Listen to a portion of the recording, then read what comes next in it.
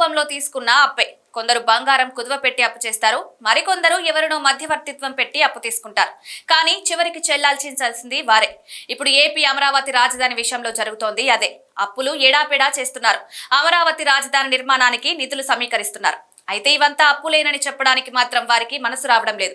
అవి అప్పులు కాదని, కేంద్రమే షూరిటీ ఇచ్చిందని, రాష్ట్రానికి సంబంధం లేదని అర్థం వచ్చేలా మాట్లాడుతున్నారు. మొన్నటికి మొన్న ప్రపంచ బ్యాంక్ నిధులను సర్దుబాటు చేసింది కేంద్ర ప్రభుత్వం. అయితే రాష్ట్ర ప్రభుత్వం మాత్రం అది అప్పు కాదన్నట్టు మాట్లాడుతోంది. అదంతా కేంద్రమే తీర్చుతుందని చెప్తోంది. మిగతా రాష్ట్రాలకు ఇలానే అప్పు సర్దుబాటు చేసింది కేంద్రం. అలా అప్పు వచ్చిన మరుక్షణం నుంచి రుణంపై వడ్డీ వసూలు చేసింది ప్రపంచ బ్యాంక్. కానీ ఏపీలో మాత్రం అది అప్పు కాదు, నిధులు అని చెప్తున్నారు కూటమి ప్రజాప్రతినిధులు. ఏపీలో కూటమి ప్రభుత్వం నడుస్తోంది. కేంద్రంలో ఎన్డీఏలో టీడీపీ కీలక భాగస్వామిగా ఉంది. సహజంగానే టీడీపీ విన్నపం మేరకు అమరావతికి నిధులు కేటాయించింది కేంద్ర ప్రభుత్వం. బడ్జెట్లో 15,000 కోట్ల రూపాయల సాయం ప్రకటించింది. ప్రపంచ బ్యాంకు నిధుల నుంచి సర్దుబాటు అన్నట్టు ప్రకటన చేసింది. అయితే కేంద్రం ప్రపంచ బ్యాంకు నిధులనేవి అప్పు రూపంలో మాత్రమేనని తేల్చి చెప్పింది. ఇదే విషయాన్ని పార్లమెంట్లో సైతం ఆర్థిక శాఖ మంత్రి నిర్మలా సీతారామన్ ప్రకటించారు.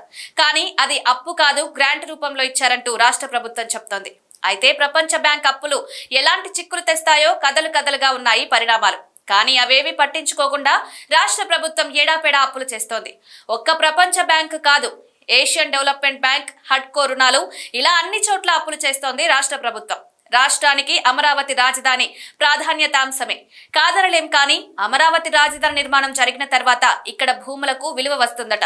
ఆ భూమిని అమ్మి అప్పులు తీర్చుతామని మంత్రి నారాయణ చెప్తున్నారు.